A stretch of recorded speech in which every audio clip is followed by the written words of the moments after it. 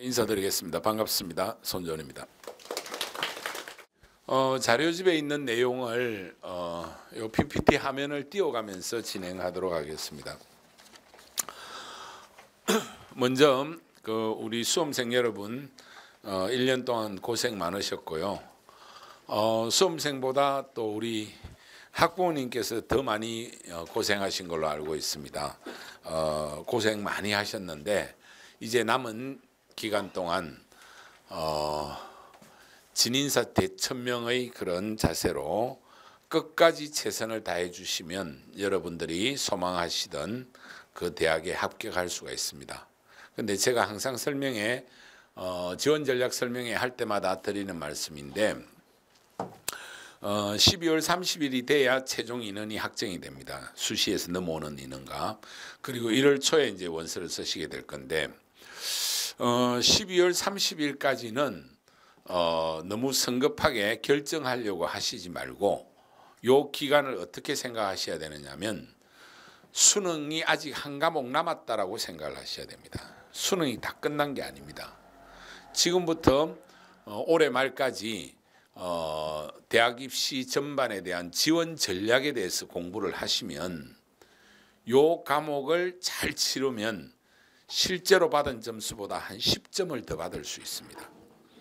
그만큼 정시 지원 전략이 복잡하고 그 복잡한 것을 잘 이해해서 그 해의 방향성을 잘 읽어내면 자기 점수를 아직도 올릴 수 있다. 이런 생각을 가지고 수능 한 과목이 남았다는 생각을 가지고 제일 먼저 학생이 열심히 해주셔야 되고 그 다음에 어머니 아버지가 같이 노력을 하시면 그만큼의 결과가 나올 거라는 말씀을 먼저 드리겠습니다. 제가 이 일을 이제 37년째 하고 있는데요. 대학 입시를 하나만 가지고 제가 인생을 살은 것 같아가지고 요즘은 언제까지 이 설명회를 해야 되느냐. 제가 이제 뭐 아직 60 초반입니다만은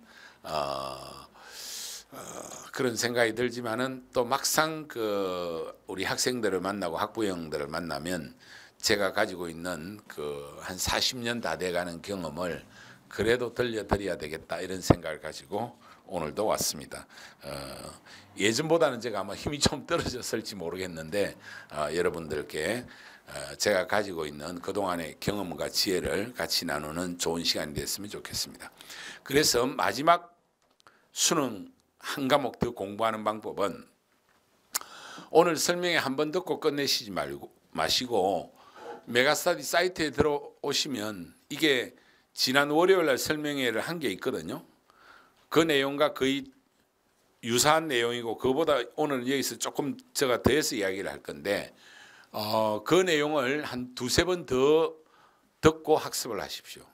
이게 상당히 어려운 과목이기 때문에 설명회를 한 3번 정도 들어달라. 그리고 오늘 나눠드린 이 자료집을 교과서라고 생각하고 한 5번 정도는 꼼꼼하게 읽으셔야 됩니다. 그 읽는 만큼 점수가 올라간다. 그걸 꼭 부탁드리고 싶고요. 먼저 전체적으로 올해 입시를 한번 개관을 하고 들어가겠습니다. 전체적인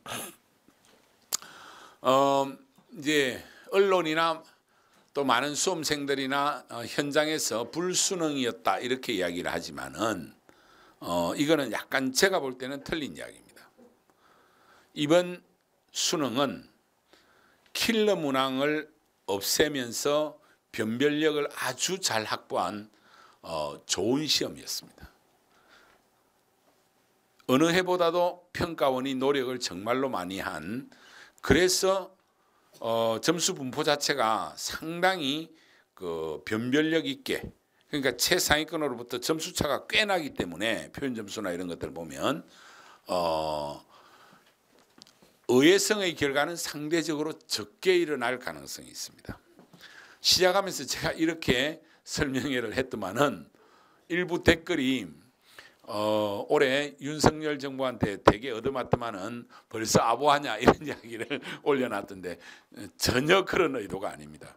실제로 점수의 분포나 모든 것들 뒤에서 설명을 드릴 건데 킬러 문항이라는 쉬운 방법의 변별력을 그동안 확보하려고 했는데 킬러 문항은 상당히 줄었거든요.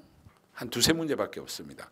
그러면서 중상 난이도를 잘 배치해서 변별력이 상당히 확보됐기 때문에 최상위권은 뭐 거의 걱정할 것 없는 결과가 충분히 예측되는 변별력 있는 좋은 시험이었다라는 걸 아시고 너무 불수능이다 이런 생각하시지 말고요. 그래서 상대적으로 내가 운 좋게 막 들어간다든지 하는 일은 조금 올해는 적게 일어날 거다. 그래서 자기 점수를 이 반영 방식에 따라서 상당히 차이가 나거든요. 그래서 가장 유리한 대학을 잘 찾아서 지원을 하면 좋은 결과가 나올 거다. 근데 그 유리한 방법을 찾는 게 여러분이 앉아서 손으로 다 계산하기에는 너무나 복잡합니다. 그래서 제가 결론부터 말씀드리겠는데요. 가장 좋은 방법은 배치표를 통해서 자기의 현재의 전체적인 위치를 파악해서 최종 결론은 온라인상의 합격 예측 서비스라는 게 있습니다. 거기에 넣어서 여러 차례 반복을 해보면 작년 같은 경우가 저희가 데이터가 151만 건이나 되거든요. 어떤 다른 업체하고도 비교도 안 될 만큼 많은 결과를 가지고 나왔고, 그래서 저희가 합격 지수 60 이상이라고 했을 때 떨어지는 사례가 3% 정도밖에 안 나왔어요. 그래서 그런 정도의 정확한 데이터가 그동안 저희 회사가 20년 넘게 업력을 가지고 있는 회사고, 또 최근에 온라인상에서 차지하고 있는 그 독점적 지위가 커졌기 때문에 이 안에서 이루어지는 게 거의 대한민국 입시판의 모든 것을 좌우하기 때문에 이걸 활용을 하면 됩니다. 그럼 거기서는 다 컴퓨터가 알아서 계산 다 해주기 때문에 좋은 결과를 낼 수가 있다. 그래서 너무 걱정하시지 말고 내 점수를 어떻게 유리하게 만들 거냐 하는 것까지는 여러분들이 공부를 하셔야 돼요. 하고 이걸 배치표와 합격 예측 서비스를 활용해서 결론을 내면 충분히 좋은 결과를 낼 수 있는 게 현행 입시다 하는 것 이해해 주시고요. 근데 이제 올해도 여전히 우리가 주목해야 될 것은 두 가지가 있습니다. 그 두 가지는 현행 입시에서 나타나는 가장 큰 문제점인데, 이과생들의 문과 침공은 여전히 나타난다. 그게 현행 입시의 문제이기도 하지만은 이 경향성은 어쩔 수 없습니다. 학생들이 지금 가고 싶은 대학 학과가 이과에 많이 몰려 있고 우수한 학생들이 요즘 대부분 다 이과로 많이 가기 때문에 그래서 이과생이 문과에 가서 적응할 수 있는 뭐 상경 계열이라든지 이런 계열은 상당히 이과생들이 계속 문과 침공이 일어나고, 또 경우에 따라서는 복수 전공이나 전과 같은 걸 고려해서 문과 침공 현상은 올해도 여전히 크게 일어날 거라는 것은 올해 입시의 특징이고요. 그 다음에 이제 여기 일부 학생에 해당되겠지만은 최상위권의 의학학 계열, 소위 말하는 의치 한약수, 여기는 올해도 계속 커트라인이 올라갈 거다. 왜냐하면 의치 한약수를 노리고 의학학 계열을 노리고, 요즘 재수라는 말을 안 쓰죠. N수생이 해를 거듭할수록 늘어나고 쌓여 있습니다. 단적으로 말씀드리면 서울대학교 같은 경우도 작년 2022년도에 올해 거는 지금 아직 데이터가 안 나왔고요. 작년도 2022년도에만 무려 405명이나 중도 탈락했습니다. 자퇴했습니다. 그러면 신입생 전체 학생 기준으로 그게 한 4.5% 정도 되고, 신입생만 1학년만 떼놓고 봐도 한 전체의 10% 가까운 숫자가 이게 빠져나온 거기 때문에 우수한 학생들이 계속 자기가 목표로 한 의대가 안 되면 재수, 3수, 4수, 5수 이런 숫자가 쌓이기 때문에 의학학 계열의 커트라인은 예상보다 떨어지지는 쉽지 않을 거다. 좀 올라갈 가능성은 여전히 있다. 이 두 가지가 작년도에 이어서 최근 3년간 나타나는 공통점입니다. 문과 침공이 계속 나타난다. 의학학 계열의 커트라인은 올라갈 가능성이 있다. 이렇게 되면 이제 상위 9개 대학은 최상위 9개 대학은 예상보다 조금 높을 수도 있다 하는 걸 저희가 반영해서 배치표를 만들어 놨고요. 그것이 그쪽으로 쏠림과 함께 중위권, 중상위권 대학들은 생각보다 크게 혼란이 일어날 수 있기 때문에 그 외 대학들은 생각보다 변수가 크게 나타난다라는 거. 이제 그 정도의 지원하는 학생들은 정말 지원 전략을 잘 세우고 소위 말하는 눈치 작전을 잘 쓰면 내가 생각하는 것보다 두세 개 높은 대학 갈 수도 있고 잘못하면 의회의 복병을 맞아서 다 떨어질 수도 있는 그런 위험성이 있다. 중상위권에는 혼란이 상당히 심각해질 거다. 그 다음에 이제 전체적으로 중하위권, 하위권 대학은 대학 들어가는 건 아주 쉽습니다. 왜냐하면 수험생 숫자가 계속 조금 줄고 있고 또 실제로 줄었지만 약간 줄었지만은 N 수생들이 모여 있는 게 최상위권에 모여 있기 때문에 중하위권은 옅어져 있어요. 그래서 그런 대학들은 뭐 여기서 가까운 이제 일부 대학들 있죠. 뭐 협성대라든지 이런 정도의 수준의 대학들은 대충 원서 쓰면 다 합격합니다. 너무 걱정 안 하셔도 됩니다. 그리고 꼭 명문대를 나와야 된다 이 생각에서 좀 자유로워지셔야 됩니다. 특히 학생 성적이 한 평균 5등급 근처나 그 밑에 학생들은 원서 쓰는 걸 가지고 너무 고민 안 하셔도 그 수준에 갈 수 있는 대학들은 최근에는 그렇게 어렵지가 않고 또 이 학생들이 대학 가서 훨씬 더 점프하는 학생들도 많이 있고요. 최상위권 대학을 갔는데도 평생 헤매는 친구들도 많이 있습니다. 그리고 또 대학 졸업의 사회적 효용성 자체는 옛날보다 훨씬 떨어지고 있습니다. 쉽게 말하면 4년제 대학을 졸업을 하더라도 취업하는 비율이 점점 떨어지고 있죠. 이제는 대학 진학의 효용성 자체가 좀 떨어지기 때문에 최상위에 정말 요즘 이게 참 우리 한국 사회 문제이긴 한데 의대 열풍이나 몇 개를 빼고는 대학 진학에 대해서 그렇게 너무 큰 가치를 두지 않아도 된다는 게 제가 가지고 있는 생각입니다. 그리고 우리 자녀 세대에 대해서 부모님들이 믿음과 신뢰를 가지고 자신감만 심어주면 저는 부모님 세대보다 더 훌륭한 그 미래를 만드는 모습을 많이 봤습니다. 오히려 이번에 원서 쓰면서 올해 연말까지 수능 남은 한 과목을 같이 공부하면서 요 지원 전략만 공부하지 말고 그동안 이야기하지 못했던 거 많은 부분을 이야기하면서 자녀와 함께 깊은 대화를 해보면 자식에 대한 신뢰를 다 가지게 됩니다. 어제 저희 회사에 이제 대신정권의 상무 한 명이 찾아왔어요. 옛날 제 제자인데 벌써 상무가 돼가지고 상당히 잘 나가는 친구가 한 명 있어요. 근데 여러분들은 잘 모르실 건데 제가 97년도부터 손사탐으로 아주 유명한 강사였거든요.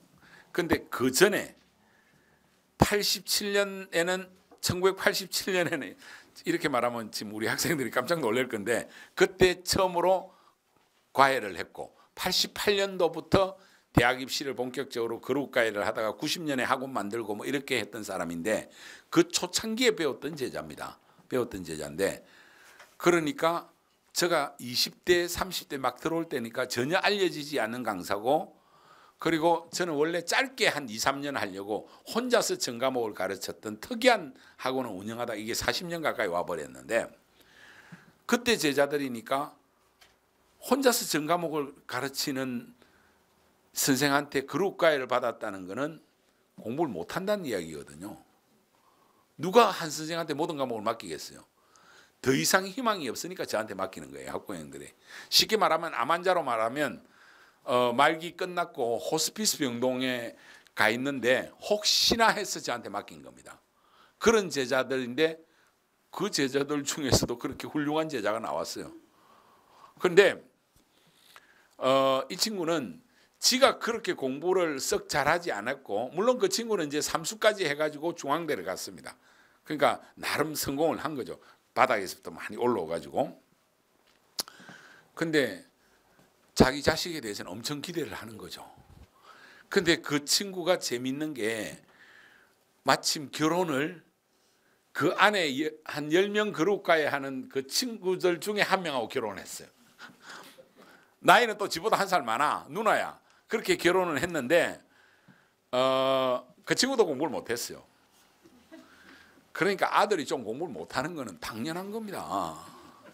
공부라는 게 가장 중요한 거는 유전자거든요. 그건 너무나 과학적으로 증명된 겁니다. 학원에 다닌다고 성적 올라가는 거 아니에요. 제일 중요한 거는 부모가 공부를 잘했냐 못했냐가 제일 중요합니다. 간혹 돌연변이도 있지만은, 그래서 현재의 성적표는 어머니 아버지의 유전자의 결과라고 생각하시는 게 제일 마음 편하게 생각하실 수 있는 겁니다. 그러니까 그 집에 아들이 하나 있었는데 온갖 노력을 다 하고 했는데 결국은 성적이 안 나왔죠. 고3 때. 그래가지고 그래도 이놈이 투지가 있었어. 원서도 안 넣고 깔끔하게 양지 메가스터디 선행반의 기숙학원에 들어와 버렸어요. 벌써 이제 막 선행반 시작했거든요. 들어와 가지고 막 머리 빡빡 깎고 열심히 했는데 역시 별로 성적이 안 나왔어. 조금 올랐어, 조금. 그래서 갈 대학이 없어가지고 어디를 갔더라? 천안 어디에 갔어요. 저 선문대 갔구나. 선문대를 갔는데 선문대 다니다가 또 중간에 그 한 6월인가 이제 또 튀어나와가지고, 그래서 참 삼수하는 것도 유전이다. 자기 아버지 삼수했는데, 그래가지고 다시 또 시험을 봤어. 의지는 있어. 근데 의지가 있고 의욕이 있는 게 더 중요합니다. 근데 조금 올라가지고 수원대로 왔어요. 근데 내 걱정을 많이 한데, 제가 그 아들을 종종 봤거든요. 아주 친한 제자고 하니까 애가 상당히 좋아요.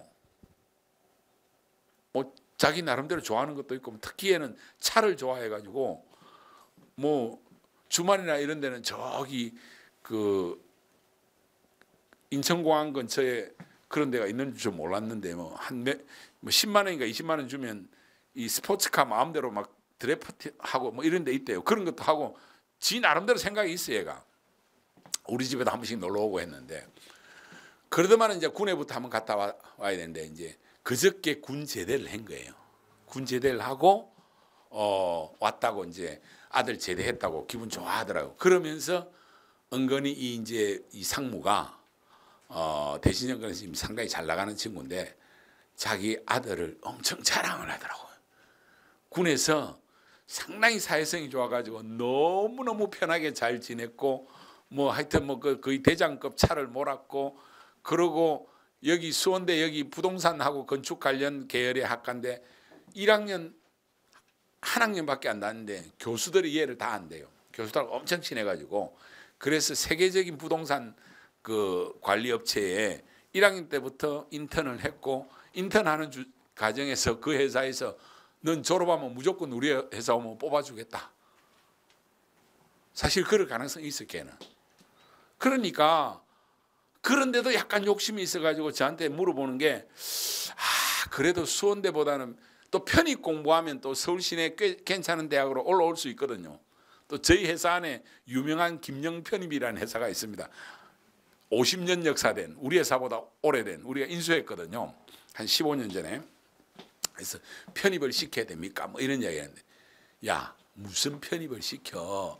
교수들이 그렇게 인정하고 그 부동산 관리 회사가 얼마나 큰 회사인데 거기서 얘를 인정하는데 빨리 졸업시키고 대학원을 가고 차라리 유학을 보내라. 이게 훨씬 얘 미래가 낫다. 그러니까 내가 볼 때는 니보다 훨씬 낫다. 그러면서 제가 한 말이, 이게 역사의 진보다. 여러분들 자녀들에 대해서 걱정하지 마십시오. 저는 여러분보다 훨씬 훌륭한 아들, 딸이 될 겁니다. 그 믿음을 가지고 연말까지 한번 공부해 주시라. 이 당부를 먼저 드리고 싶고요. 개인적으로 저희 집에도 아들, 딸이 있을 거 아닙니까? 그죠? 이 손주원의 아들, 딸 엄청나게 부담스러울 겁니다. 거꾸로 말하면 그렇겠죠.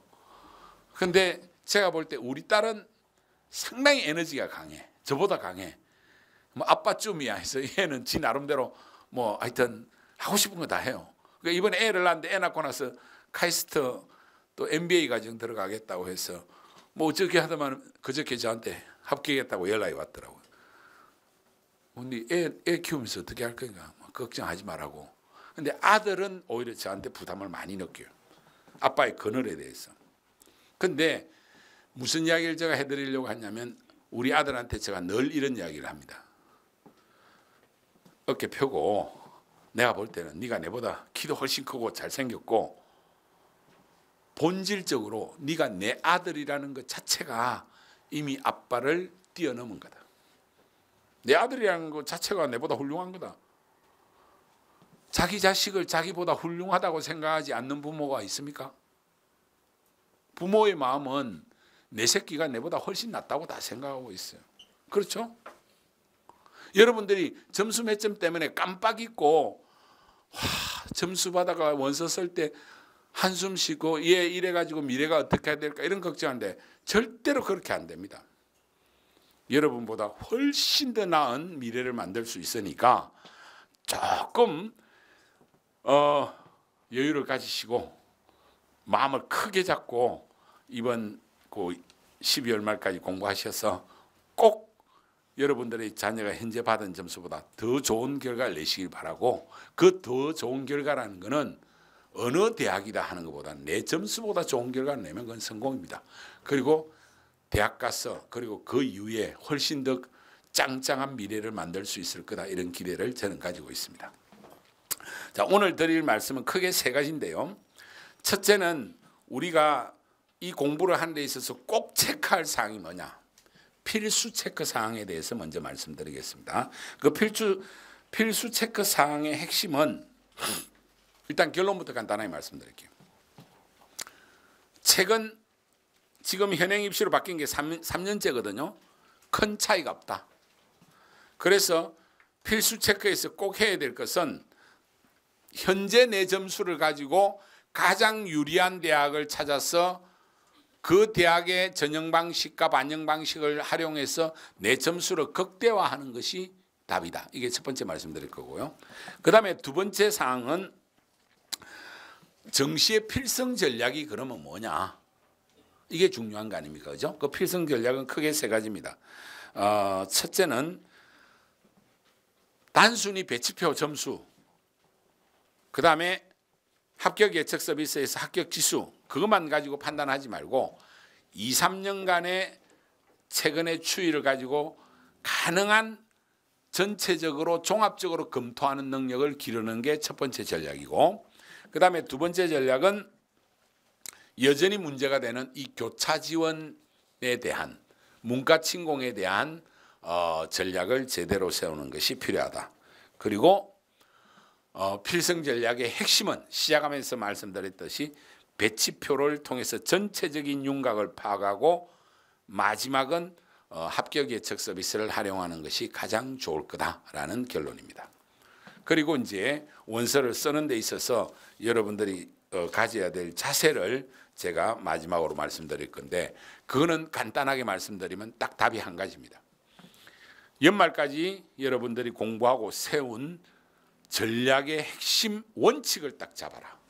그리고 그 원칙을 사수하면 된다. 원칙이 흔들리면 나중에 다 엉망돼 버립니다. 마지막 결론으로 이 말씀을 드리겠습니다. 자, 그러면 여기 화면에 띄어서 설명을 하도록 할게요. 이게 우리 자료집에는 한 62페이지 이 정도에 있습니다. 그러니까 그건 보시지 말고 이걸 보시는 게 좋습니다.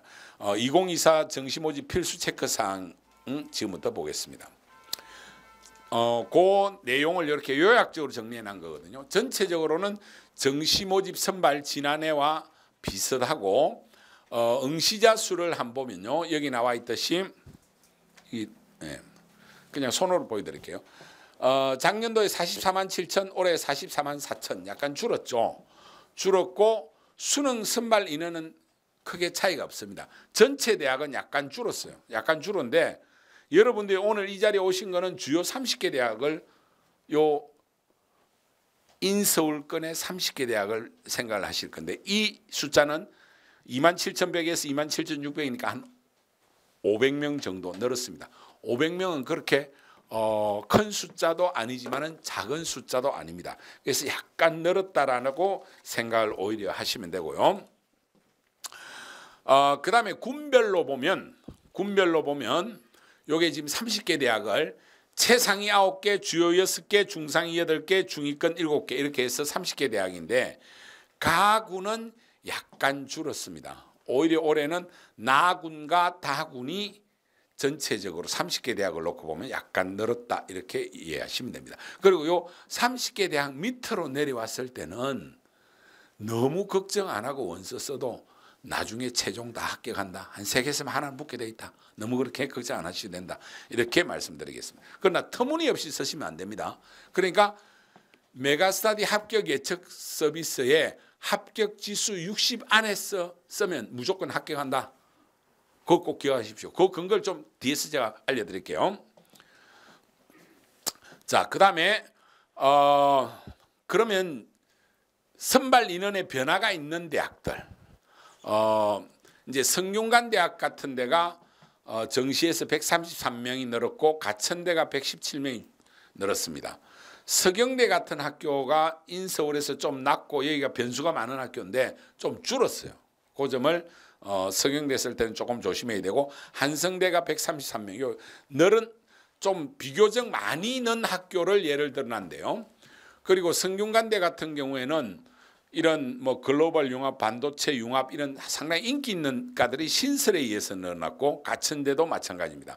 특히 지능형 소프트웨어 여기는 채용 계약학과라고 해가지고 이런 학과는 이제 대기업하고 이렇게 채용이 이미 확정된 학과들입니다. 뭐 가천대에 빅데이터, 클라우드 여기 9명도 카카오하고 연결되어 있습니다. 그러면 저기에 합격하면 졸업하면 카카오로 가는 겁니다. 이런 학과들은 카트라인이 상당히 높을 가능성이 있고 이런 자료들은 대학에 들어가서 확인을 해봐도 되고 요즘은 뭐 확인하려고 하면 그냥 유튜브에서 물어봐도 되고 네이버에 물어봐도 많은, 그래서 정보를 많이 파악을 해 주셔야 되고 정보가 이미 많이 드러나 있다. 근데 전체적으로 일단 아셔야 되니까 성대, 가천대가 상당히 그런 대로 괜찮은 대학에서 신설학과를 중심으로 해서 정원이 크게 이루어졌다 하는 걸 소개해 드리겠습니다. 자, 그러면 2023 대비 2024, 올해가 2024 학년도거든요. 내년도가 2024니까 그렇게 표현하는 건 아시죠? 선발 방법에 변화가 있는 대학, 반영 비율에 변화가 있는 대학이 이런 대학이 있는데 그건 뒤에서 소개할 겁니다. 그렇게 크지 않습니다. 그리고 가산점 신설 폐지에 이제 가장 크게 영향을 줄 대학은 서울대입니다. 서울대가 자연계열의 이과에서 변화가 크게 일어난 거죠. 그래서 올해 입시는 자연계열을 기준으로 할 때 서울대 밑에 연고대, 이어서 한양대, 성대 이런 데 카트라인이 올라가겠습니까? 내려가겠습니까? 어느 정도 공부가 돼 있는지 한번 물어보려고. 틀려도 됩니다. 올라갈 것 같습니까? 내려갈 것 같습니까? 올라간다? 제가 앞에서 올라갈지 모른다 이런 말을 해서 그냥 그렇게 때리잡으면 안 됩니다. 떨어질 가능성이 많습니다. 서울대의 나비 효과가 쭉 연쇄적으로 이과 쪽에 나타날 가능성이 있어요. 특히 공대나 자연과학대 이런 데는 서울대가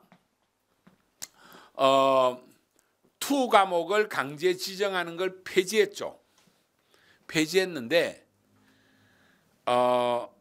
물리나 화학 중에 하나를 선택해야 되는 새로운 지정이 나타났고, 그리고 표준 점수를 변환하던 걸 안 하고 표준 점수제로 반영을 하는데 2를 선택을 하면, 한 개 선택하면 3점이나 가산점을 주고 2개를 선택하면 5점이나 가산점을 줍니다. 그런데 올해는 또 화학2나 지구화학2나 웬만한 지금 2 과목들이 표점이 엄청 높게 나왔어요. 원하고 10몇 점씩 차이나. 그러면 서울대 간 애들은 점수가 좋을 거 아닙니까? 거의 만점에 가까울 거 아닙니까?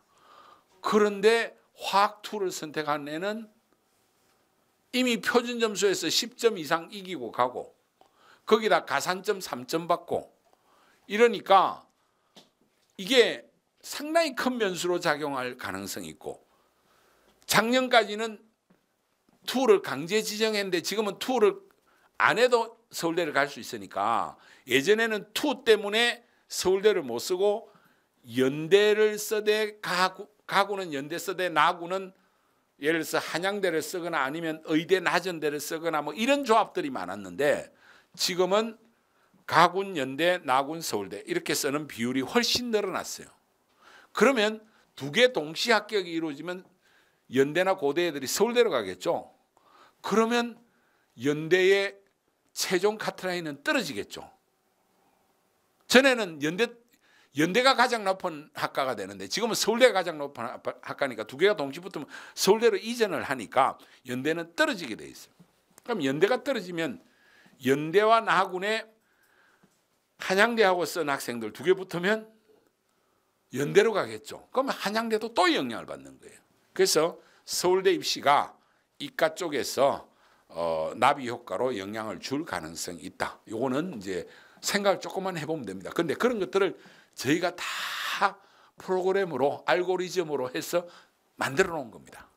그러니까 머리 아프면 합격 지수 보고 쓰면 됩니다. 합격 지수 보고. 그 다음에 이제 필수 응시 영역 요런 부분, 가산점 요런 부분이나 요런 것들이 지금 변화가 일어난 부분을 알려드리겠다. 체크사항에서. 그러면 이제 반영 비율에서 예를 한번 들어보겠습니다. 반영 비율에서 예를 들어보면 성대 같은 경우가 영어를 가산하던 데서 10% 반영으로 바꿨다. 근데 이런 게 그렇게 큰 변수는 안 됩니다. 큰 변수는 안 되고, 오히려 이 건국대 정도 수준에 쓰는 애들이 국어 반영 비율이 문과나 사범대가 상당히 높아요. 근데 올해가 표점의 변별력이 상당히 큰 게 국어다 말입니다. 그죠? 그래서 이 40%라는 높은 반영 비율은 약간 변수가 될 수 있지만은 전체적으로는 반영 비율에 따른 큰 차이는 없다. 예년과 비슷하다. 이렇게 생각하시면 됩니다. 전체적으로는 이과도 마찬가지다. 그 다음에 이제 과탐 가산점 변경대학이 서울대가 작년에는 과탐 2를 필수 응시했는데 올해는 과탐 2 필수 폐지하고 가산점을 부여하는데 한 과목일 때 3점, 두 과목일 때 5점. 그리고 일부 모집단에서는 모두는 다 아니고 물리, 화학 중에 한 개는 이상은 반드시 선택해야 된다. 그래서 올해 만점 받은 학생이 서울대를 못 간다라고 뉴스에 나왔죠. 걔가 생물원과 지구과학원을 선택했기 때문에 서울대를 쓸 수가 없어요. 만점을 받아도. 그러니까 용인 예대부고 여학생인데 자기가 그렇게까지 될 거라고는 생각을 안 했고 자기는 이제 의대만 가려고 하니까 근데 서울 의대는 못 갑니다. 그래서 걔는 연세대 의대에 수석 입학이 이미 확정된 친구입니다. 서울 의대는 딴 놈이 할 겁니다. 이런 식으로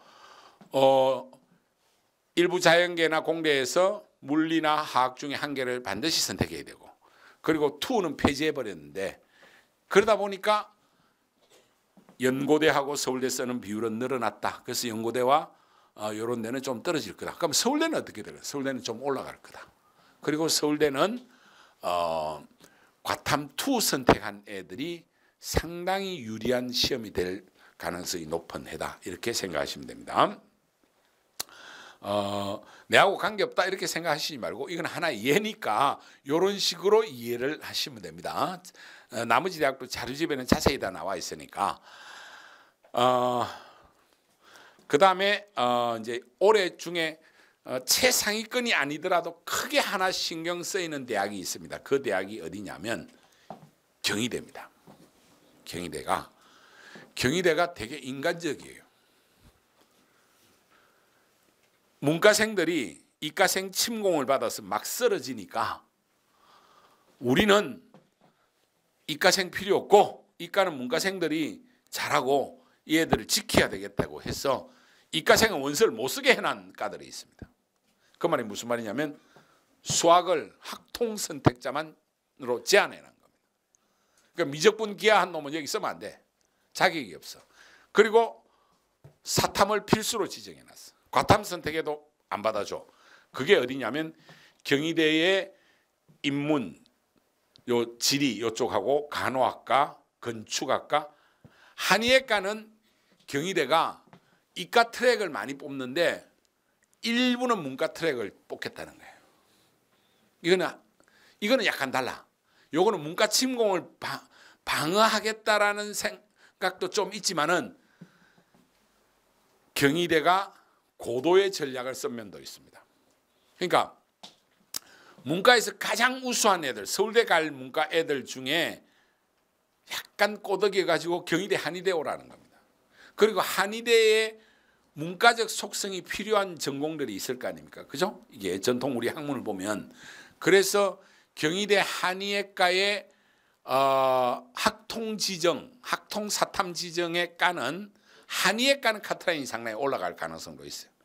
이게 이제 지원 양상에 따라 안 올라갈 수도 있고, 그건 모르겠어요, 이거는. 그런데 나머지 과들은 틀림없이 다 떨어지게 돼 있어요. 이과 침공이 예방돼 있으니까. 무슨 말인지 아시겠죠? 이게 대학마다 모두 다 이해하고 하려고 하면 여러분들이 지금부터 남은 28일 한 30일까지 정말 열심히 공부하셔야 돼요. 하루에 몇 시간씩 공부하셔야 돼요. 그냥 단순히 듣고 있으면 안 되고 책을 꼼꼼하게. 저도 이 설명회를 위해서 이 책자가 인쇄가 우리가 금요일 날 점수 발표가 났으니까 데이터를 다 고쳐야 될 거 아니야. 예상회가 했던 것들이 실제와 좀 다른 거고, 그렇게 해서 편집하고 다 해가지고 책이 월요일 날 우리 온라인 설명회 때까지 안 나왔어요. 그러면 저는 어떻게 했냐, 이 자료를 금요일 날 저녁 때 다 수정해가 넣은 초안을 가지고 제가 한 5번 읽어본 겁니다. 제가 한 40년 이 일 한 사람인데, 그래야 이게 이해가 되는데, 여러분들은 지금 용어도 잘 모르는데 엄청 열심히 공부하셔야 됩니다. 그런데 절대로 공부한 만큼 결과가 나온다, 이건 점수다, 이렇게 생각을 꼭 해달라는 거고요. 자, 이런 변수가 있고, 그 다음에 이제 의학학 계열이 얼마나 심각하게 지금 누적적으로 쌓이냐 하는 걸 보여주겠습니다.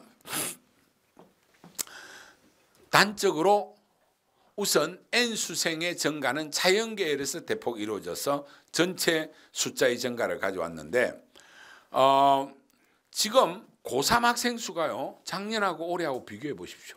엄청 줄었죠. 43만 명이 응시했다가 올해는 39만 명, 약 4만 명이나 줄었잖아요. 그런데 전체 응시 수는 44만 7천, 44만 4천 차이가 안 나잖아요. 그러면 이 지금 N수생들의 숫자가 작년에 13만 9천에서 올해 15만 7천으로 2만 명이나 늘어났단 말이에요. 그리고 전체 수험생에서 N수생이 차지하는 비율이 드디어 35%가 넘어버렸어요. 무슨 대한민국이 재수공화국이 되어버렸어요. 그런데 이 숫자의 상당수는 대학 들어가서 자퇴했거나 지금 서울대 신입생의 4.5%가 중도 탈락했지만은 실제로 시험 본 놈은 더 많아요. 자연계열의 상당수 애들은 학교 다니면서 보는 거예요. 1학년만 보는 게 아니에요. 2학년, 3학년 막 보고 앉아 있어요. 그래서 말도 안 되는 지금 재수생 숫자가 늘어났고, 그래서 저는 사실은 학령 인구가 엄청 감소되고 이러면서 이 교육 산업이 상당히 어려울 거고, 재수생 시장은 완전히 맛이 갈 거다 이렇게 생각하고 사업을 이쪽으로 늘리면 안 된다 그랬는데 완전 반대 현상이 일어나 가지고, 그래서 최근에 저희가 용인의 기숙학원을, 용인에만 저희가 용인 요 안에만 대학 입시와 관련된 기숙학원이 1개, 2개, 3개, 4개, 그리고 안에 1개 더 5개가 있거든요. 작년에 저희가 한 10,000평 정도 규모의 1,200명 수용하는 학원을 저희가 또 하나 오픈했거든요. 이 지금 뭐 하는 짓인지 저도 참 답답해요, 사실. 대한민국의 미래를 생각해 봤어요. 그러나 현상이 이 N수생 열풍이 있다라는 걸 이해하시고 어떤 고민을 해보셔야 된다. 그래서 실제로 보면 올해 9월 모평 때 사탐과 가탐의 응시자 수가 이미 과탐이 2만 명 더 많아요. 그런데 여기서 늘어난 숫자가 보면 사탐은 한 2만 명 늘어났는데 여기는 한 3만 명이나 늘어나 버렸어요. 그래서 9월 이후에 실제로 수능을 본 애들이 전체적으로 한 5만 명 늘었는데 문과에 2만 명 늘고 과탐이 3만 명 늘었다는 것은 그런 것을 보여준다. 그럼 특히 여기 있는 숫자는 의대를 목표로 하는 학생들이다. 이렇게 보면 되고요. 자, 그래서 최근 3개년도 최상위 9개 대학 중도 탈락 비율을 보면 작년에 중도 탈락이 전체가 6,600명 그리고 신입생 중도 탈락이 약 10%가 돼요. 상위 9개 대학이. 이게 지금 나라가 이상해진 거죠. 그런데 내년도 또 의대 정원이 1,000명, 2,000명 이렇게 되면 이 현상은 더 심각해질 가능성이 있다. 그러니까 아주 공부 잘하는 애들은 그 분위기에 휩쓸려서 어쩔 줄 몰라 하는 것 같은데 차라리 공부를 한 중간 정도 하면 쏙 편합니다. 이런 거 신경 안 쓰고 살아도 돼요. 뭐 의대 내하고는 유전자상 관계없는 친구들 많잖아요. 그리고 지금 이 의대 열풍은 제가 볼 때는 미친 짓이에요. 제가 약 40년간 봐오면서 해당 시기에 가장 인기 있는 학과들이 그 친구들이 대학 졸업하고 사회 진출하는 5년에서 10년 뒤에는 인기 1등 하는 경우를 본 적이 없어요. 80년대 초반 학번은요, 가장 인기 있는 과가 뭔지 압니까? 84, 85 이럴 때. 예? 아니, 이과에서. 문과에서는 법대가 늘 1등을 했는데, 그 이제 지금 법대 없어지고 이제 요즘 경영대고, 그건 별 차이가 없는데, 이과에서. 이과가 변화가 심하거든요. 80년대 초반 학번에서부터 한동안 랭킹 탑, 물리학과예요. 화학과. 지금 그 친구들 뭐 하고 있는 줄 압니까? 서울대 물리대 나와서 장사하고 있는 사람도 많이 있어요. 심지어 심한 사람은 술집하고 있는 사람도 있어. 그리고 컴퓨터공학과가 한 90년대 가까이 학번부터는 엄청 인기가 없었어요. 서울대에서. 한동안 뭐 서울공대에서 그냥 바닥을 쳤어요. 근데 지금은 의대다면 컴공이 제일 인기 있잖아요. 왜? 컴퓨터공학과 출신들이 뭐 네이버니 카카오니 다 장악하고 있고 플랫폼이 장악하는 시대가 되다 보니까. 근데 한동안 그게 하나도 인기가 없었어요. 그때 어떤 학과가 인기 있었냐? 전자공학과, 전기공학과 이런 데 인기 있어요. 이게 서울의대가 탁월한 1등을 한 거는 한 2000년대 이후 학번부터 지금 1등을 하고 있지만 그전에는 1등 한 적이 없어요. 제가 손사탐으로 한참 떴을 때 98, 99 학번에 전체 대한민국 전체 카트라인 1위가 어디인 줄 압니까? 아무도 이거 모를 건데 경희대 한의대입니다. 그러다가 한 방에 또 갔어요. 경희대 한의대 이런 게. 왜? 한의대가 이게 장사가 잘 안 되니까 정관장 때문에 박살났다고 막 이러니까 보약이 안 팔리니까. 근데 요즘 또 한의사들이 전략을 좀 바꿔가지고 조금 옛날보다는 장사가 돼요.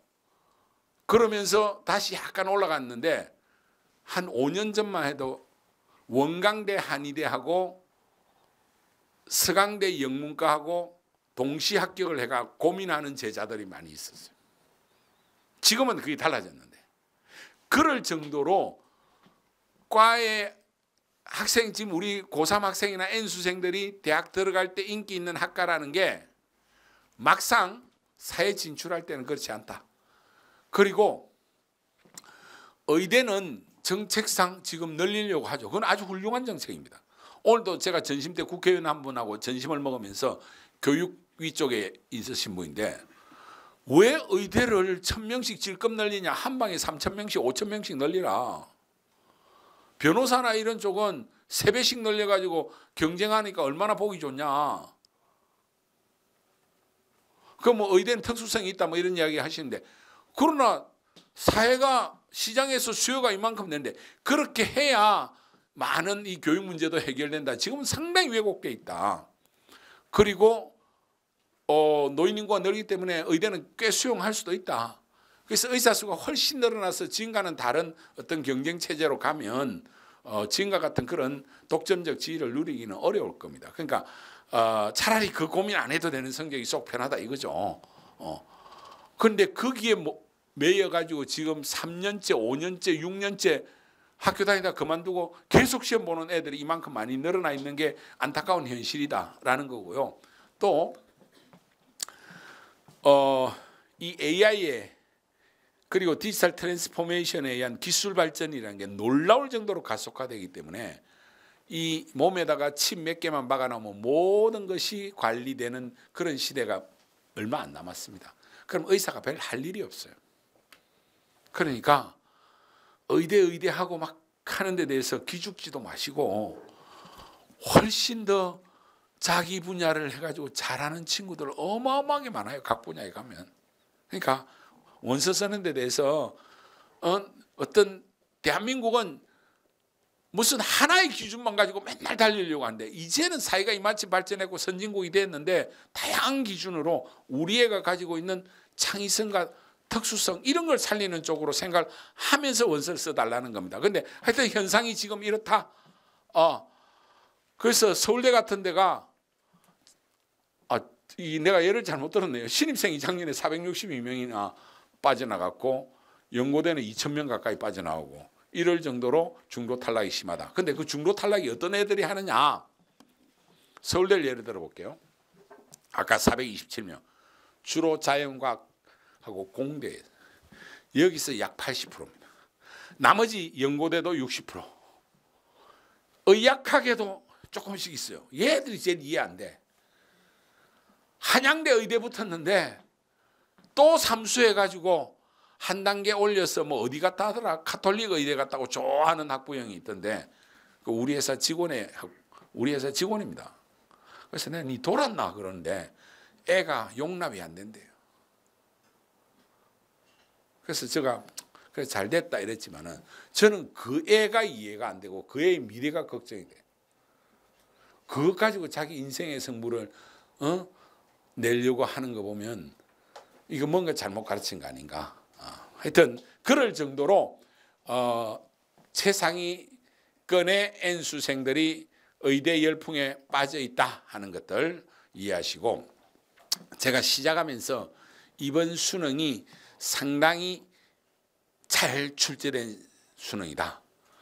킬러 없는 훌륭한 변별 했는데 그 근거를 조금 말씀드리고 그래서 큰 차이 없이 큰 변수 없이 원서 쓰기가 쉽다는 걸 예를 들어 드릴게요. 자, 10% 이하의 문항수가 작년에는 6개인데 올해는 2개로 줄었어요. 그리고 10에서 20% 사이가 작년에 10문항인데 6개로 줄었어요. 20에 30, 13문제인데 올해는 9개. 현격하게 줄었죠. 여기를 킬러 문항이라고 주로 이야기합니다. 그래서 작년까지는 전체 킬러 문항이 한 29문제. 이게 전체 수능 문항수가 487개거든요. 그런데 올해는 17개밖에 안 됩니다. 그러니까 거의 반에 가까운 한 40% 이상 줄여냈으니까 이건 변별력 킬러를 없애려고 하는 그 본래 목적을 달성했다. 그런데 요 준킬러에 해당되는 30에서 40%까지의 문항수가 작년에 28개인데 올해는 이게 대폭 늘었어요. 이것 때문에 애들이 불수능이라고 생각하는 거예요. 44문제. 그러면 정답률 40%까지의 누적은 작년에는 57개, 올해는 61개. 여기가 거의 맞춰졌잖아요. 그러면 이렇게 누적 분포가 이렇게 단계 나왔기 때문에 변별의 효과가 상당히 좋다. 그럼 이 변별의 효과가 좋다라는 것이 실제로 어떻게 되느냐? 자, 이게 메가스터디 그 채점 서비스 하면서 저희가 딱 분석을 해보니까 1등부터 천등 사이의 애들의 표준 점수의 기울기가 더 급격해졌다. 이 말씀이 뭐냐면 지금 여기까지가 한 그 250등, 300등까지거든요. 그럼 작년에는 전국 1등부터 300등까지 점수가 요만큼밖에 차이가 안 났어. 그런데 올해는 이렇게 3배 이상 차이 났잖아요. 그러면 1등부터 300등까지 줄 세우는데 작년에 좀 촘촘하게 썼다면 올해는 쭉 벌어졌었으니까 점수차가 났으니까 변수가 별로 없는 거죠. 작년에는 여기에 있어도 원서 잘못 쓰면 떨어졌단 말입니다. 올해는 떨어지는 일이 없어. 예를 들면 아주 우수한 학생, 서울의대, 연대의대 쓰는 애들이 올해는 엄청 늘어날 겁니다. 작년까지는 그렇게 원서를 못 써서 쫄아가지고 성대의대, 서울의대를 많이 썼어. 그래서 연대의대가 추가 합격률이 별로 없었는데 올해는 서울의대, 연대의대를 막 쓸 겁니다. 그럼 서울의대로 가겠죠. 그러면 연대의대는 최종 카트라인이 확 떨어질 거예요. 아주 공부 잘하는 애들 혹시 있으면 연대의대는 최종 카트라인이 틀림없이 성대나 카톨릭보다 떨어질 가능성이 있어요. 올해는. 이런 결과 때문에. 그래서 변별이 훨씬 잘 됐다. 이런 것들을 활용해서 전략을 세우면 이거는 메가스터디 합격 예측 서비스도 예상하기 어려워요. 실제 지원 양상에 의해서 나올 거기 때문에 100분위 1을 보더라도 100분위 1은 100분위 값을 하기 때문에 이거는 값이 똑같을 수밖에 없는데 중요한 거는 같은 퍼센트 안에 작년 같으면 이만큼 길어요. 그럼 동점자가 많다는 거잖아요. 여기까지가 지금 한 300등까지인데 작년에는 이 길이가 넓은데 올해는 다 좁잖아요. 훨씬. 그렇죠? 그렇게 되면 변별이 잘 됐다는 겁니다. 그래서 표준 점수를 보나 100분위 1을 보나 변별이 훨씬 잘 됐다. 특히 최상위권의 변별이 잘 됐기 때문에 이게 밑으로 내려올수록 영향을 주고 의외성은 좀 작아진다. 그러나 최상위에 있어서 아주 특별한 의외성은 나타난다. 연대의대와 서울의대를 동시 합격자가 만나지기 때문에 연대의대의 최종 합격자 카트라인은 작년보다 떨어지고 경우에 따라서는 성대와 카톨릭 의대보다 떨어지는 사태가 분명히 일어난다. 내한테 해당 안 된다고 생각하시지 말고 제가 말하는 논리를 이해하셔야 돼. 그렇겠죠? 작년에는 성대의대와 서울의대를 많이 썼단 말이에요.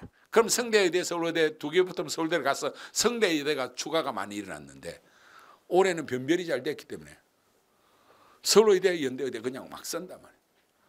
그럼 연대의대부터 내가 서울의대 동시 붙으면 가버리니까 연대의대의 최종 카트라인은 확 떨어질 가능성이 있죠. 연대의대를 떨어질 줄 알고 쓰는 애들은 나군에서는 더 낮은 데 쓸 거거든요. 그래서 이런 변수들을 좀 생각을 해보는, 이게 공부를 하면 되게 재미있는 영역입니다. 지난해보다 표준점수 최고점이 얼마나 높아졌냐. 국어는 134에서 150으로. 그래서 국어가 변별에 있어서 가장 큰 영향력을 끼친다. 수학은 한 3점밖에 안 올랐다. 그렇죠? 그리고 의외로 또 올해 입시에서 크게 영향을 주는 게 영어다. 영어가 작년에는 1등급이 7.8%인데 올해는 4.71%니까 영어도 생각 밖으로 크게 영향을 줄 가능성이 있다 하는 거 알아두시고요.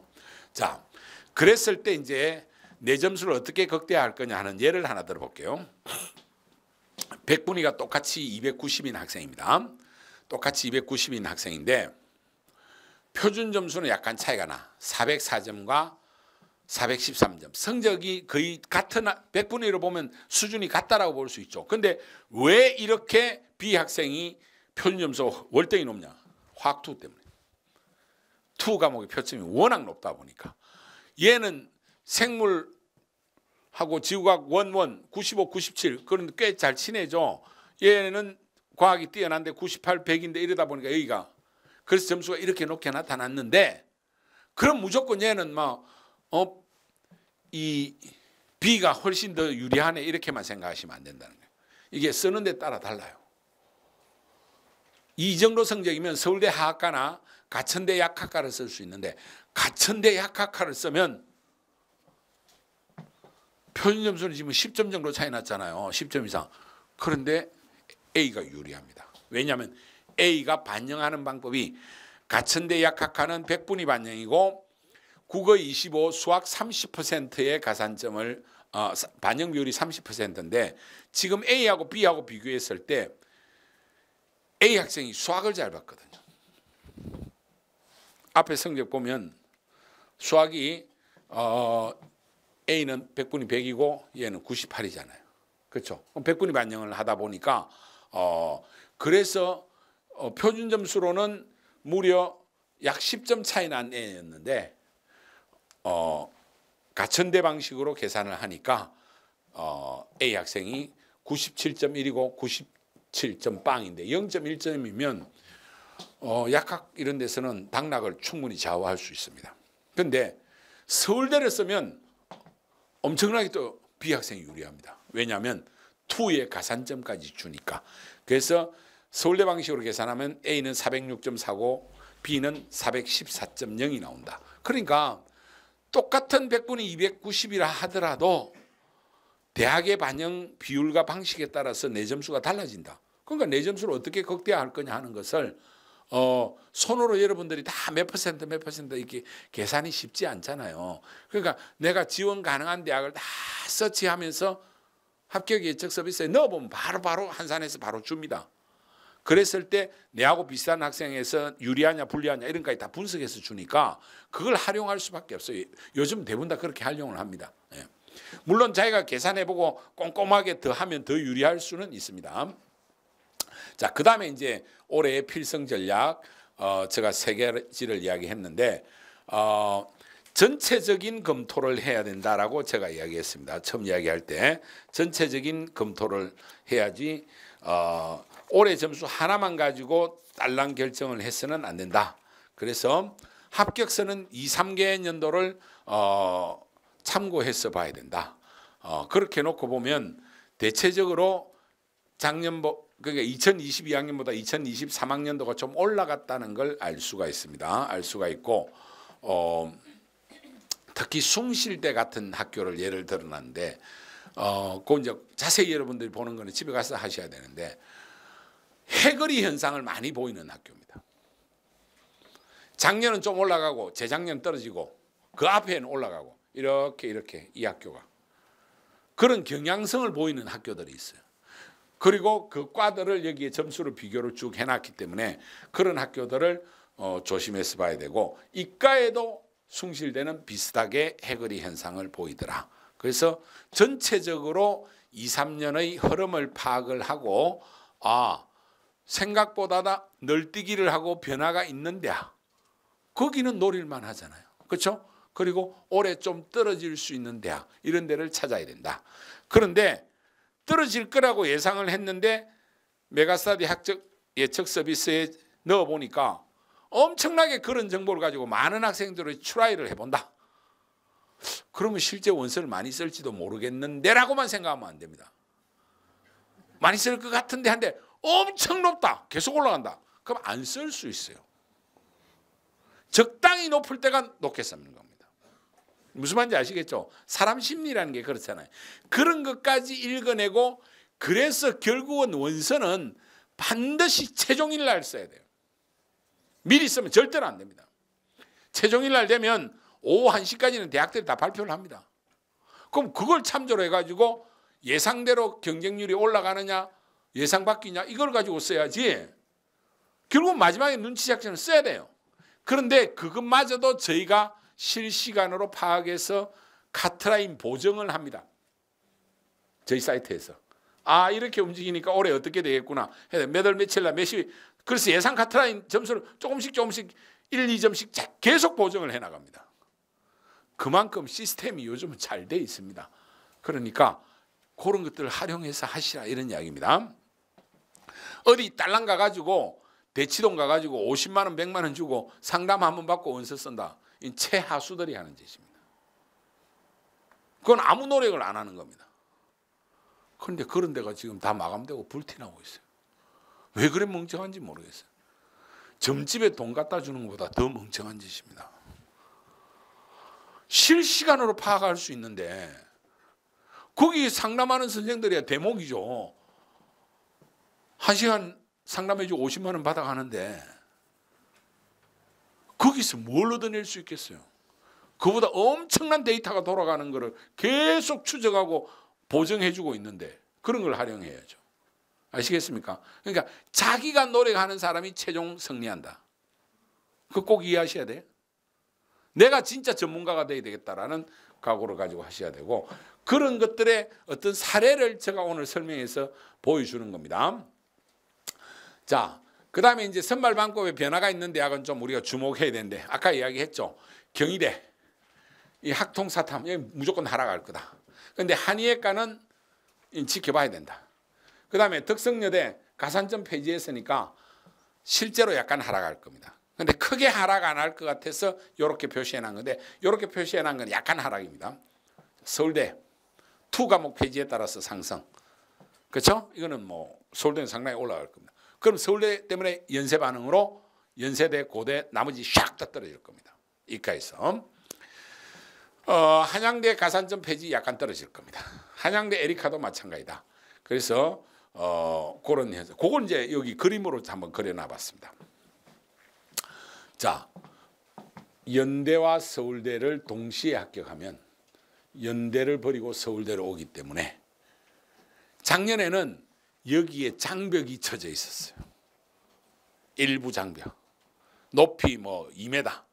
2m 이상 뛰어넘을 수 있는 놈은 2개 다 쓸 수 있었어. 그거는 뭐냐? 투 선택한 놈은 그 장벽을 뛰어넘는데, 그 장벽 아래에 있는 애는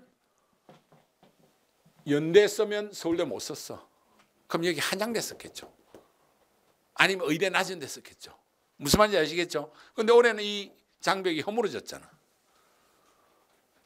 강제 지정이 없으니까. 일부 학과의 물리화학, 뭐 의대나 주요 학과의 물리학 중에 원이든 하나만 선택하면 되게 돼 있어. 많이 완화시켜놨어.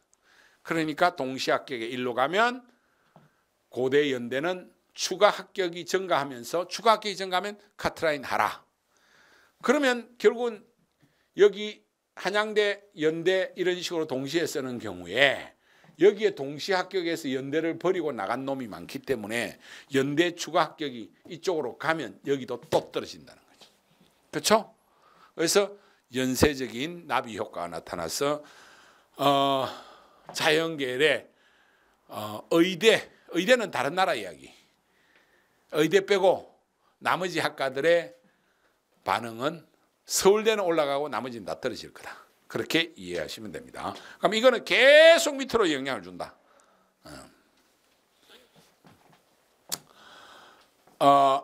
그럼 추가 합격을 예를 들어 볼게요. 자, 아까 내가 이야기한 건데, 서울대에 인문 한 13%가 추가 합격이 이루어지고, 자연계열은 11%, 공통 자유전공인은 39%나 되고, 의치학 한약수 중에 서울의대는 빵입니다. 그런데 서울치대는 연대의대하고 동시에 합격하면 연대의대로 가버립니다. 그래서 22%나 되는데, 그래서 자 봐보세요.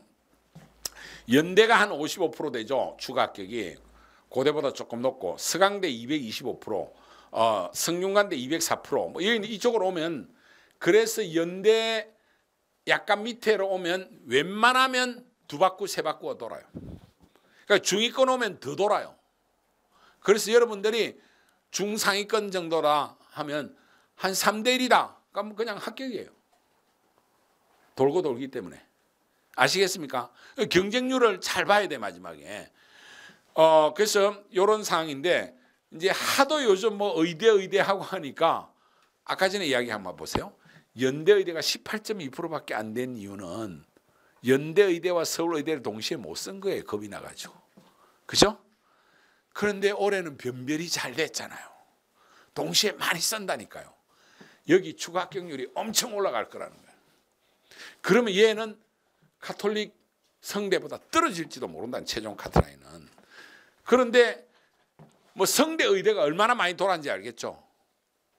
2바퀴 돌았잖아요. 그죠?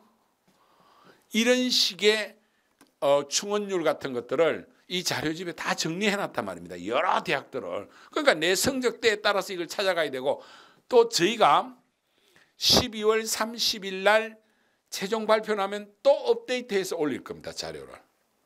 그런 거를 가지고 실제로 원서 쓸 때까지는 전쟁이다 생각하고 공부하시고 노력한 만큼 점수가 올라간다라는 생각을 절대로 놓으면 안 됩니다. 근데 이게 참 귀찮거든요. 그러니까 대치동에 쪽집게 선생 찾아간다고 하면서 돈 날리고 시간 날리고 대학은 훨씬 나쁜 데 갑니다. 그렇게 하지 말고 노력을 해달라. 제가 뭐 수없이 지금 이야기하고 있죠. 군별 추가 합격. 성대가 가군이 많겠습니까? 나군이 많겠습니까? 당연히 나군이 많겠죠. 그렇죠? 지금 문과에서 성대 쓸 애들은 가군에 있으면 서울대 성대 이런 잘 안 쓰죠. 그럼 성대에 쓰는 애들은 자기보다 좀 좋은 데가 연고대잖아요. 그 연고대가 가가 있으니까. 그래서 가군의 연고대와 성대 이렇게 쓰니까 두 개 합격하면 연고대로 가버리니까 여기가 많이 추합이 이루어지는 거예요. 그렇죠? 이게 자연계열도 마찬가지입니다. 자연계열도 정원이 여기 493명에 약 3배가 도는데 여기는 199명에 2배도 안 돌잖아요. 그렇죠? 이런 것들이 데이터가 그런 걸 보여준단 말이에요. 그걸 책자에는 더 자세하게 정리해 놨단 말입니다. 아시겠습니까? 그래서 어느 군에 어떻게 써야 되겠다 하는 것들을 알아두셔야 되고, 수학의 이제 이 경희대 같은 경우에 인문계열에서도 작년에 보면 그 재작년에 비해서 이과의 문과 침공 비율이 약간 줄었죠. 인문계열은 52%에서 41%, 이게 최종 등록자입니다. 재작년에는 65%에서 47%. 그래도 경희대 정도 수준의, 경희대보다 좀 더 밑으로 내려가면 문과 침공이 없습니다. 상위 한 15개 대학 안에서만 문과 침공이 있어요. 그 밑에는 문과 침공이라는 게 의미가 없어요. 없고, 그랬을 때 재작년보다 작년이 약간 줄었다라는 거죠. 그리고 경희대는 더 줄이려고 노력을 했다. 그렇게 보시면 되고, 그러면 이런 것들을 일일이 다 하려면 시간이 너무 걸리니까 작년도 같은 경우에 최종 등록자에 문과 침공이 많은, 이과생의 문과 침공이 많은 과가 빅데이터 100%에 100%, 확률 통계 빵, 건축학 빵. 그러다 보니까 이번에는 건축학부 인문 쪽 뽑는 데는 아예 학통만 하라 이렇게 한 거죠. 이런 데는 문과생이 필요하니까. 그 다음에 자율전공 3.2%밖에 안 돼. 그래서 이런 과들은 문과 침공이 상당히 많았고, 문과 침공이 거의 없는 학과, 사학과 예를 들면 이과생이 아무도 안 와요. 그건 사실은 자기가 아무리 좀 대학을 높이려 하더라도 내가 경희대 사학과 가려고 이과생이 그런지 아니, 이런 데는 확률 통계가 100%야. 그렇죠? 그리고 러시아학과 88.2%. 그래서 의외로 이런 현상이 있을 수 있습니다. 문과생들이 이과생이 전혀 침공하지 않을 문과생에 많이 오는 과에 카트라인이 생각보다 확 떨어질 수도 있어요. 2년 전에 고대 사학과가 그런 일이 일어났어요. 고대 사학과가 2, 3등급 애들이 다 붙어버렸어요. 2, 3, 3 막 이렇게 붙었어요. 그런 현상이 일어나니까 문과생들은 너무 쫄 필요 없어. 왜냐하면 수학의 1등급이 문과는 3%밖에 없어. 97%가 미적분, 기하 이 애들이야 말이야. 그러니까 생각보다 순수 문과생만 오는 과는 최상위권 내지 바로 밑에 대학이 생각보다 순수 문과는 카트라인이 떨어질 가능성이 있어요. 이해되셨어요? 그렇겠죠? 거기가 경쟁률이 막 2대1밖에 안 된다. 이거 미달난 거예요. 미달난 거. 이해되셨습니까? 2년 전에 고대 사학과가 2, 3, 3이 붙었어요. 내가 그저께도 그 아버지하고 통화를 했는데 그 아버지가 하나의 2인자예요. 하나그룹에. 그 아버지는 서울대 경영대 나온데 아들이 이놈 별로 공부를 안 해가지고, 그런데 원서를 이제 저희가 그 하고 상의를 해서 마지막에 이제 고민하다 거기를 써주는데 붙어가지고 왜 전화하냐면 저 후배인데 고등학교 후배인데 형님 아직까지 그때 밥을 못 사서 제가 올해 가기 전에는 꼭 밥을 사겠습니다라고 그렇게 하는데 그런 상황도 일어났다. 작년에는 제가 어느 정도인지 지금 정확하게 모르는데요. 그래서 문과 침공이라는 사실을 조금 더 예리하게 분석을 하면 순수 문과 확률 통계만 가지고 있는 올해들은 생각보다 낮아질 가능성이 있다. 그럼 수학 1등급이 전체 1등급 숫자의 3%밖에 안 돼요. 그러면 예상보다 카트라인은 떨어질 수 있다라는 생각을 하시면 되고요. 그러면 도대체 교차 지원이 이 문과 침공 현상이 중요하다 그러는데 어디서 일어나느냐? 간단하게 말하면 수학 반영 비율이 높고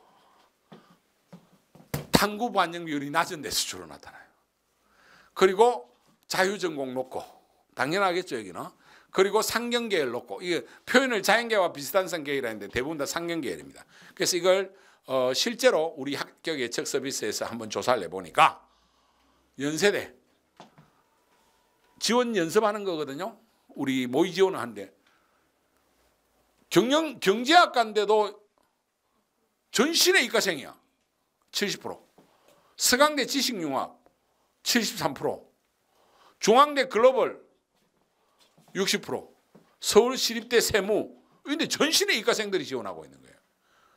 고대 통계 73%. 그런데 고대인데도 서서무는 33%밖에 안 돼.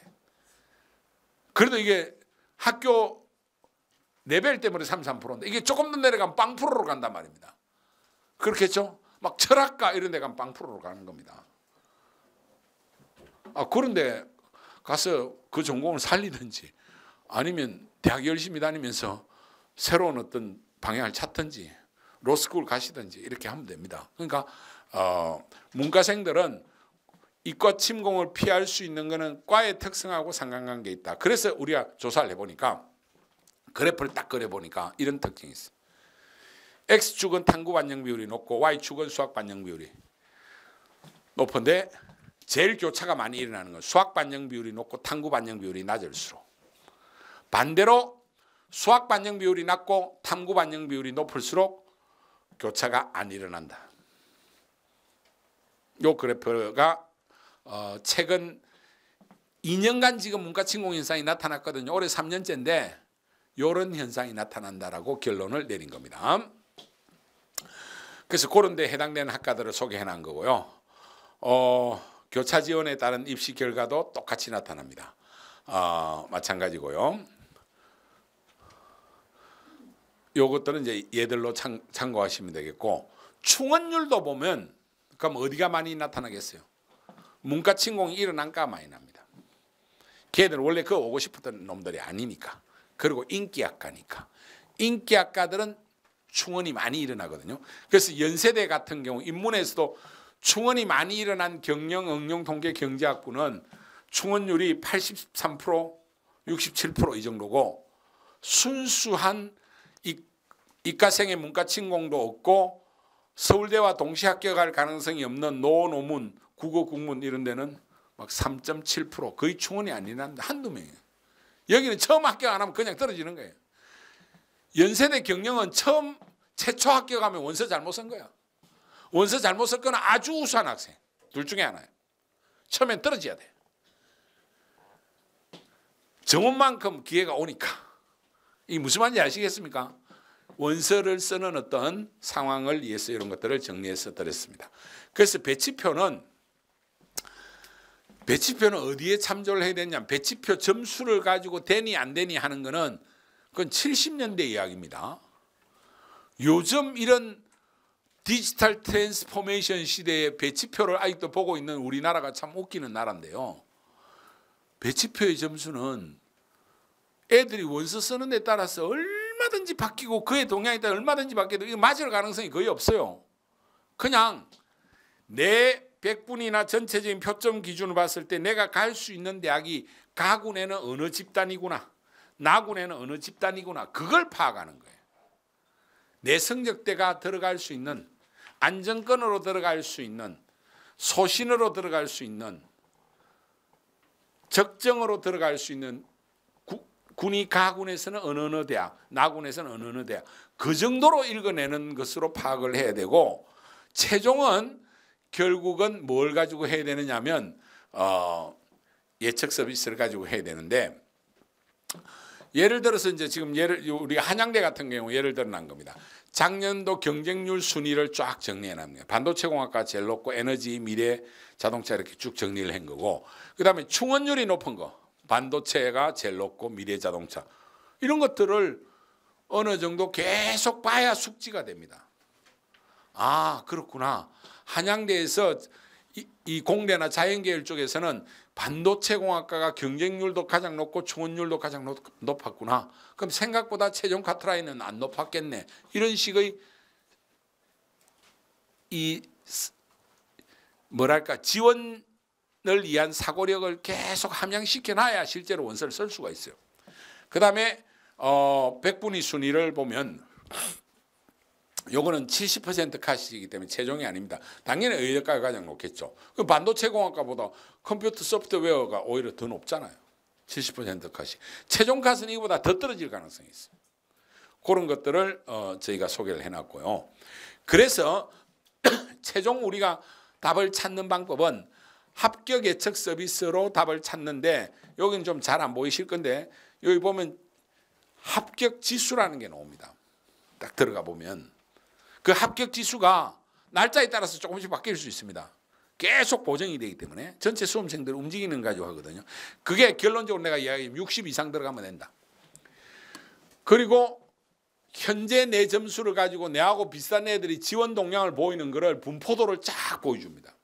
계속 보여주기 때문에 그런 것들을 활용을 하셔야 되고 그러면 왜 메가스터디가 가장 정확할 수밖에 없느냐는 근거를 말씀드릴게요. 실제로 뭐 진학사라든지 여러 사이트들이 자세히 보시면 저희가 점수를 보정 수정하고 나면 그 다음날 다 따라 수정합니다.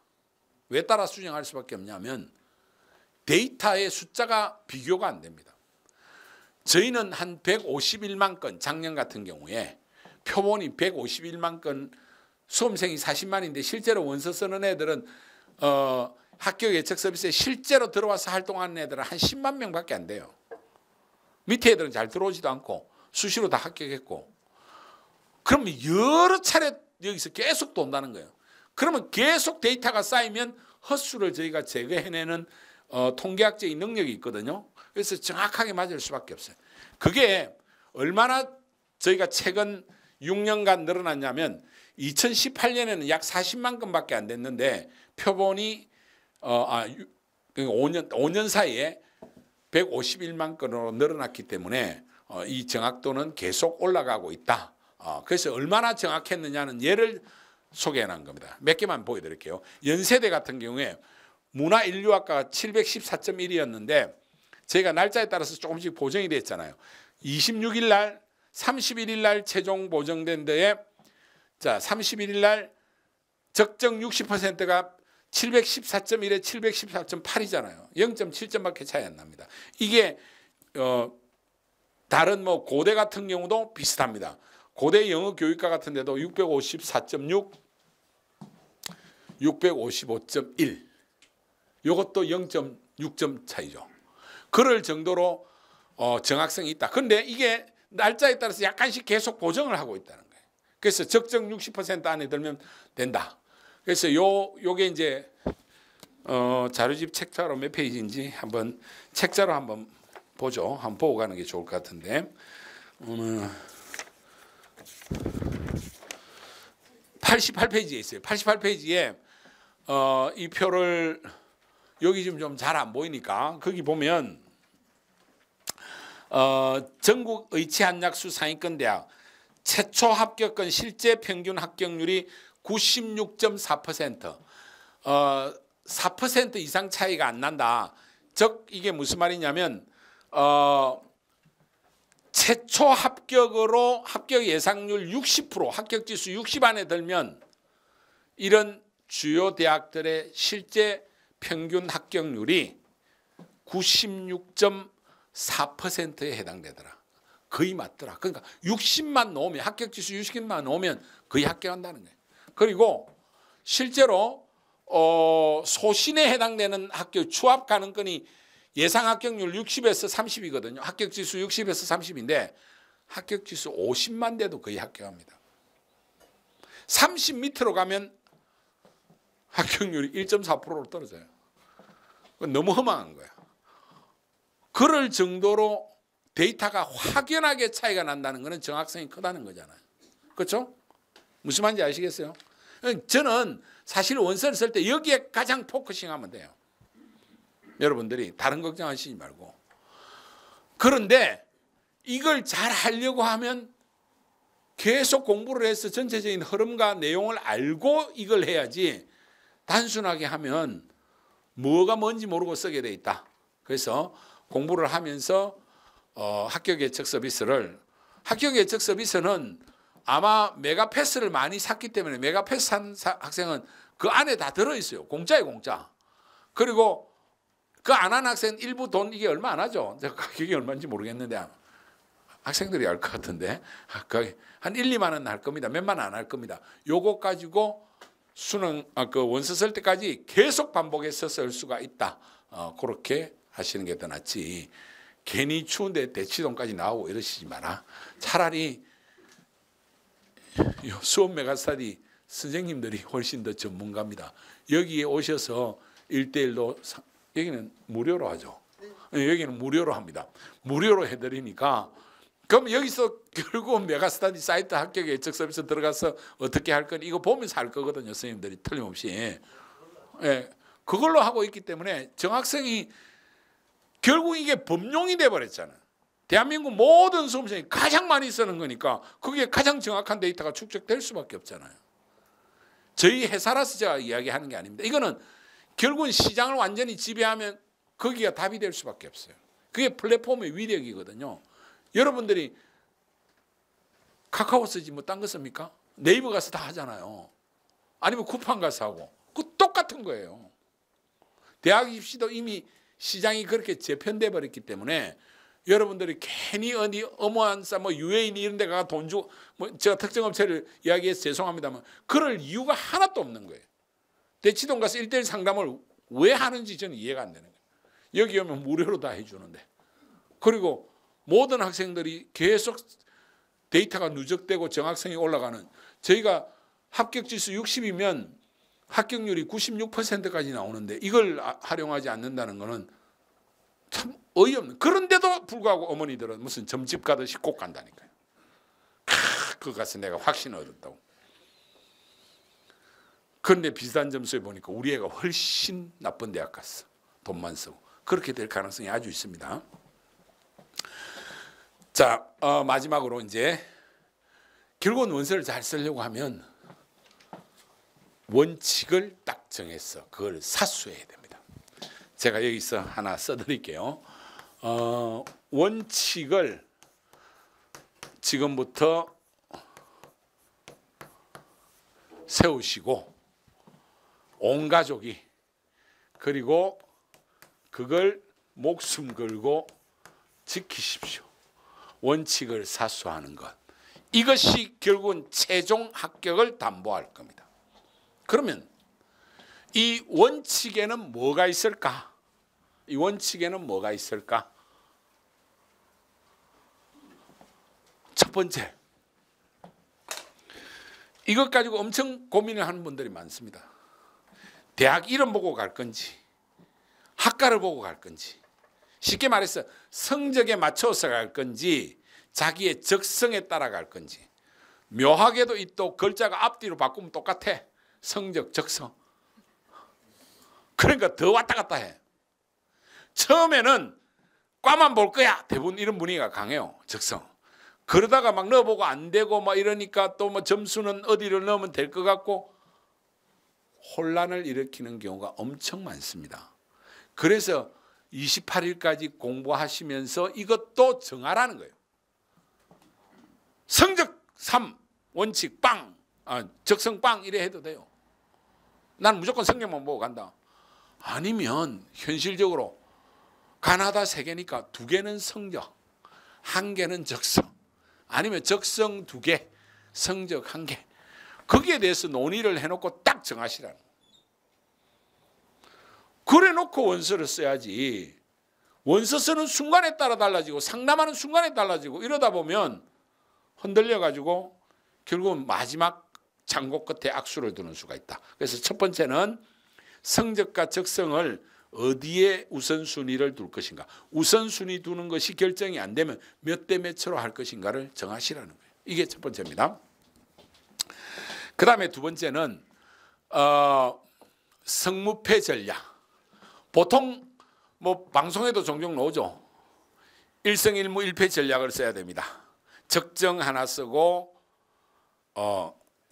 안정 하나 쓰고 소신 하나 쓴다. 그럼 적정은 무죠. 안정은 성이죠. 그 다음에 소신은 패죠. 근데 그렇게 꼭 세 개를 써야 될 이유가 어디 있습니까? 가장 중요하게 고려해야 될 거는 올해 수능을 내가 잘 치렀냐 못 치렀냐. 그날따라 그분이 임하셔서 내 평소보다 막 등급이 두세 개씩 올라갔다. 내 생에는 다시 안 올 성적이다. 그러면 다 합격해야죠. 삼성 전략을 써야죠. 근데 그날따라 아침부터 1교시에 손바닥에 막 진땀이 고이고 1교시 지문 2개 못 풀고 완전히 국어에서부터 말아먹고 그 영향으로 수학은 정신없이 풀고 한 번도 받아본 적이 없는 성적표를 받았다. 의외로 많아요. 제 학생들이. 그래서 나는 도저히 인정할 수 없다. 재수불사. 그럼 3패 전략을 써야지. 그렇지 않습니까? 그걸 어떻게 할 거냐. 내 성적, 올해 성적을 가지고 내가 또 N수생이냐 이런 걸 다 고려해서 이성일무 시험을 아주 잘 봤다. 굳이 삼성을 쓸 필요는 없잖아요. 하나는 적정을 좀 써도 되잖아요. 그렇죠? 경우에 따라서 내가 원래부터 정말 가고 싶은 데 있다. 그럼 이성일패 써도 돼요. 그죠? 근데 시험을 너무 못 쳤다. 3패. 근데 굳이 3패만 쓰면 1무 2패 이렇게 쓸 수도 있는 거고 그걸 딱 정하라는 겁니다. 아시겠습니까?